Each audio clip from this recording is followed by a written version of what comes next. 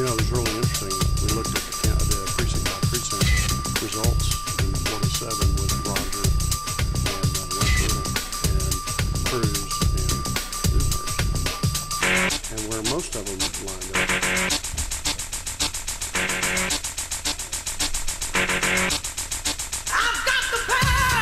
Hey folks, welcome back to the Craig Bushon Show, live out at the North Shore Republican Club, Keep America Free Gala.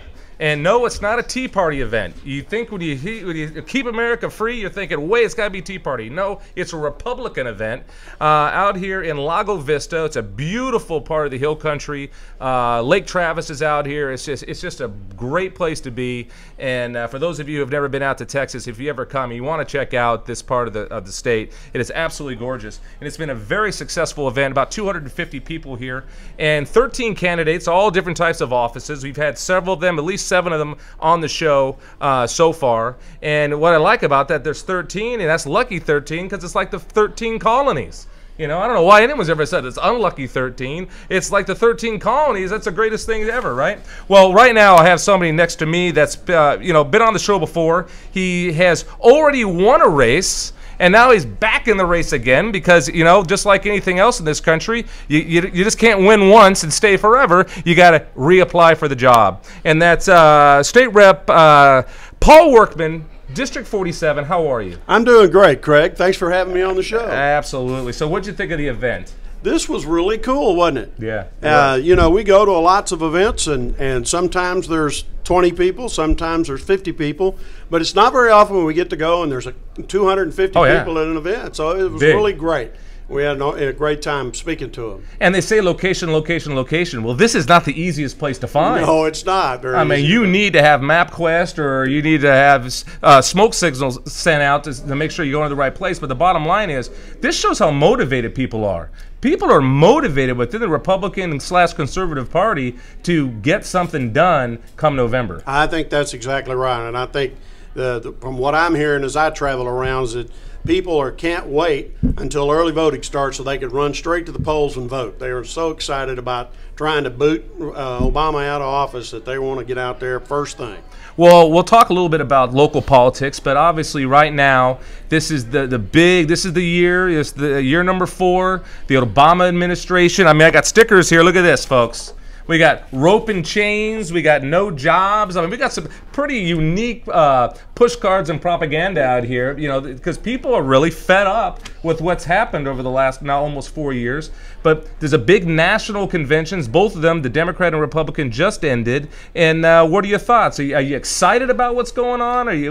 What's your feel about what you're seeing from the big candidates up, in Washington, D.C.? Well, you know, for the last year or so, we have had this sense that we are about to go over the cliff as a nation and just go down. And the Republican convention and hearing those speakers and events like this make you realize that there's still a lot of resiliency in the nation and a lot of people who care very much about where we are and want to make sure that we go in the right direction. And so I'm encouraged. I'm encouraged by what I've been seeing in the last 3 or 4 weeks and the people that I've been talking to, that we can make a course correction coming up here in November, and I think we'll be all right. Yeah, I have a big initiative right now because this program, there's a lot of Tea Party also, not just Republicans, but Tea Party and Ron Paulers. And my push is to even reach out to some of those Democrats who made a mistake. There was a lot of first-time voters. People who had never voted before that voted because they were all riled up, jazzed up. They were feeling the hope and change, and they bought into the philosophy and they voted for the first time. And what I don't want for them to do is to feel like that they should be so embarrassed that they shouldn't vote again. This guy in the office right now did a very good job. He had a great pitch. He had a great marketing plan. But I believe, just like nationally and here in the state, local, politics, Travis County, which is a stronghold for Democrats, has been for years. I was just speaking with Chairman Dr. Rosemary Edwards about the same issue. I believe that there's at least 30% of the people out there that voted for the first time that really should be Republicans, that should be conservatives, and I want them to feel that they're welcome to vote for you, to vote for anybody that they want to vote for in election times, and it's okay to have made a mistake voting the way they did, in 2008. And we want their support. We want them to vote in the Republican Party this time. We don't want to exclude them. We want to make them and welcome them into our party, because we are the party that has the stronger values and the family values and life values and things like that. So I think that for those that are out there that made that mistake, come on over. We'd love to have you. So let's talk about local now. Texas House District 47. Give the folks a quick Reader's Digest where that is and what are some things that you're looking forward to. You get reelected. What are things that you couldn't get done that need to get done? All right. Well, District 47 was primarily South and Southwest Travis County before redistricting.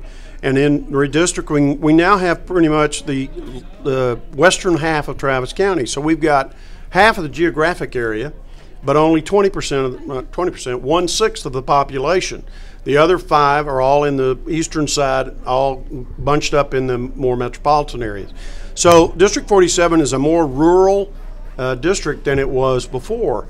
And that suits me just fine, because that's more kind of my people, and I want to represent the more rural and more conservative folks in western Travis County, and that's what we've got now. What's so interesting about the redistricting and all the lawsuits and all the stuff that had to happen, time had to go by, and races stayed open longer. And we look at, like, in the state of Texas, Ted Cruz, the lieutenant governor, look what happened there in that race. Behind me, there's a Ted Cruz sign somewhere that is not a lieutenant governor sign. That was a huge paradigm shift in politics. That's the biggest upset in state politics ever, and it's because of, on one side, I think it's more challenging for some people who are redistricted in ways that was harder for them maybe demographically, but the other side is we saw a huge paradigm shift just within the Senate race because of that, how things were stretched out. So it's a very unique time to be in Texas politics.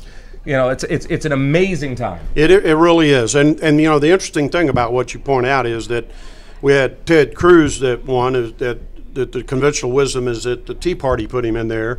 And yet we also had Roger Williams, which would be more considered an establishment candidate, and he won. So I think it's a Republican thing. I don't know that it's all Tea Party, but it's a Republican thing. And thank goodness for the Tea Party, because they've really made a lot of us really step up and stand up and think about what's going on. And I'm excited that the Tea Party's out there, and I encourage them to continue to do what they're doing.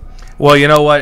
I've said it, and I've not shied away from it. I believe in 2010, the Tea Party was really the push that helped save many Republicans in races and put Republicans in office, too, that may have not been. Now, real quick, you're running, in District 47. What are the challenges that are out there right now? What is it that has to be, what needs to be fixed out there? How do we get people, back to work? How do we get people to believe in government? How do we get, it's great that people are voting, but still, last election, for the presidential race, 52% of the people voted.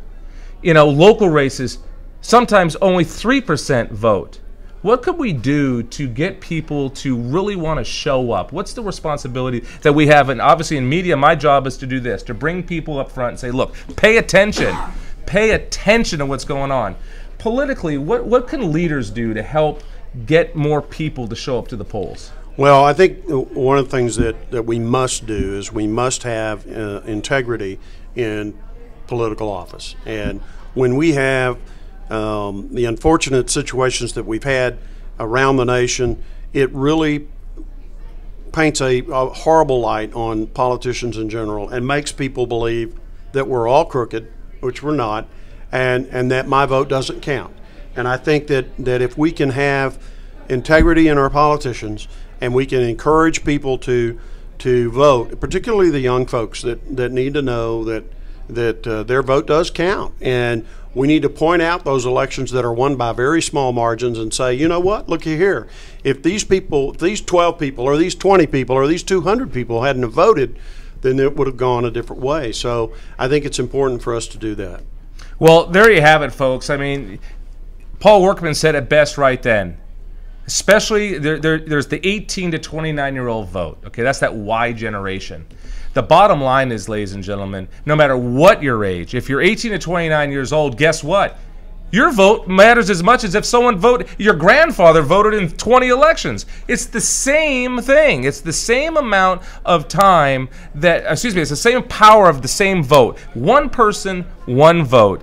And you need to pay attention. You need to show up to the polls. If you're not registered, you need to get registered. My son just turned 18, as a matter of fact. Yeah. And today, here at this event, that's his registration card right there, and he's now registered to vote. Well, and cool. That's power. All right, that is great. The power of the vote. So, folks, pay attention to what's going on. Go to Paul Workman. It's workmanfortexas.com. Again, workmanfortexas.com. I love the hat, by the way. Thanks. Very nice. Thank you and very it's very much. Nice that your mother told you to never wear one indoors. Well, that's right. That's right. That's she good did. stuff. All Well, right. thank you so much for coming in today, and good luck with your race. Craig, thank you very much for having me. You got it. All right, good day.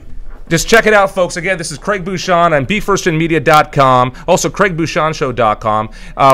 If you missed any of this, if you're just catching this at the end, we have them archived up on the site. You can also just go on YouTube, punch in Craig Bushon, and then that's the great thing about live, you know. If that's the worst thing I ever say.